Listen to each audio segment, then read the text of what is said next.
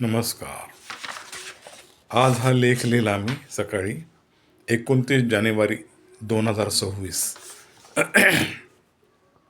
तर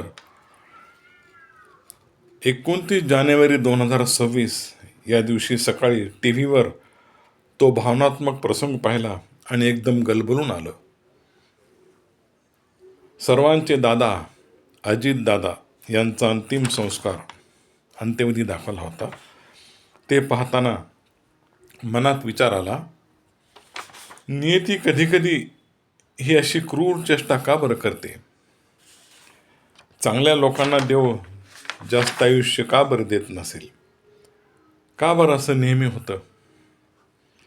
गोपीनाथजी मुंडे, विलासराव देशमुख, बाळासाहेब ठाकरे, अटल बिहारी वगैरे वगैरे थोर व्यक्ती आमच्या देशात होऊन गेल्या.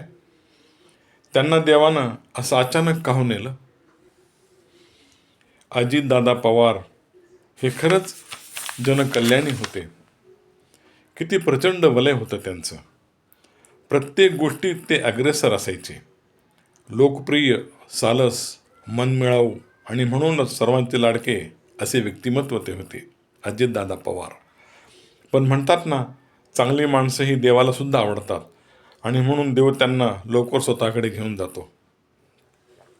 पण तूच सांग देवा, असे चांगले चांगले तेजपुंज हिरे जर आमच्या भारतभूमीतून तू नेणार असशील तर कसं हवं या देशाचं? कोण वाली आहे या देशाला? अरे दुष्ट, नीच, पापी, जुलमी अशा लोकांना तो दररोज घेऊन जा, आम्हाला खूप बरे वाटेल. पण अशी सज्जन गुणी माणसं तू नेऊ नकोस देवा, तू नेऊ नकोस. आधीच या देशामध्ये अशा लोकांची संख्या फार कमी आहे. फार कमी आहे देवा, फार कमी आहे.